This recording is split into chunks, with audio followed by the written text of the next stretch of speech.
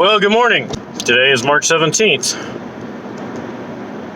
2020. It's a Tuesday. Happy St. Patrick's Day. Not that you're going to get to celebrate it anywhere, except like in your own homes or maybe a friend's house or something, because in their infinite wisdom, the state, pretty much the whole state, and in particular, Indianapolis Mayor Joe Hogsett has decided that restaurants and bars are not capable of maintaining cleanliness. So therefore, since they can't maintain cleanliness, you cannot go in to a restaurant or bar and sit down and enjoy a meal or a drink. I understand the premise of large gatherings and all that kind of stuff. I really do, but this affects things like gyms and health clubs, bars and restaurants, bars that don't serve food, and restaurants. The bars that don't serve food I understand, are closed down completely. Those that serve food can do carry out or delivery. Not sure how that works with alcohol.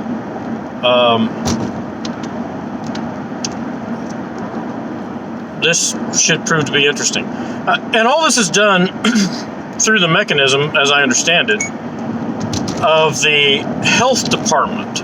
The health department has declared an emergency.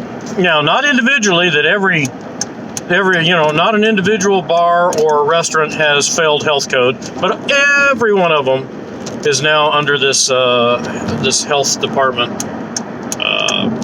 crackdown. If I were a restaurant owner, I'd probably be seeking relief through the courts. Again, I understand the premise. I don't understand the government thinking they can take over all of a particular type of business or particular types of businesses. If they wanted to establish cleanliness guidelines or sanitation processes or whatever, fine. But to say that you can't allow your customers, if you don't serve food, you can't open at all, and if you don't allow your customers to, you do serve food, and but you can't allow your customers to come in and sit down and eat if they choose to take the risk. I got it. That you don't want to spread this new control method around everywhere. So, but it is what it is. So, a little bit of rant this morning. If people allow it to happen, then that's what they do. People allow it to happen. What are people going to do when some really big crisis comes along? Some really super horrible thing comes along. What are they going to do? Running out, grabbing toilet paper. I believe that's because they fear quarantine.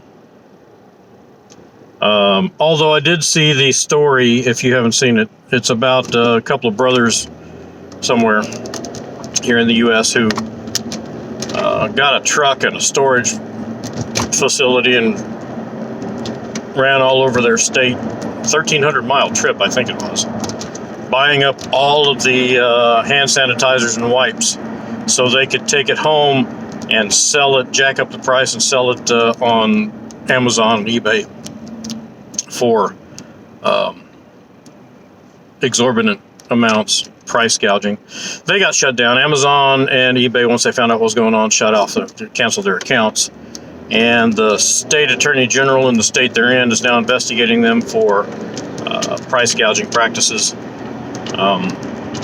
And the last I saw is they've got to donate these 17,700 items to charity, which is what they should do.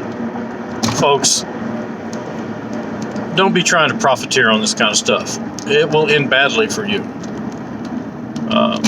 if nothing else, when people get desperate, they know who to come to, where to come to, and they're going to take it from you, whether you live through it or not. So I would not want to be one of those kinds of targets.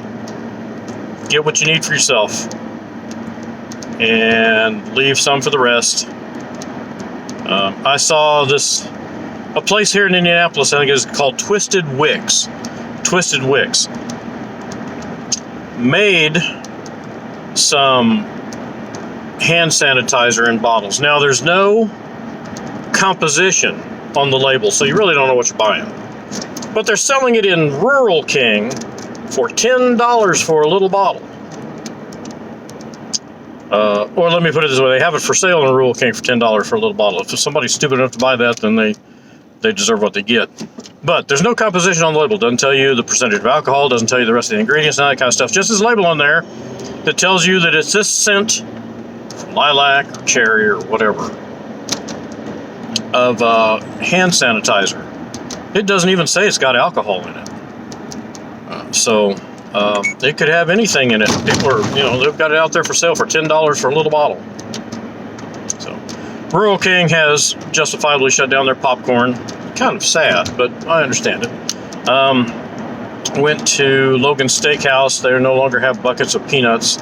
Again, understandable. They give them to you in a little bag. Give you all you want, but they give them to you in a little bag. Got that. But I went to Five Guys.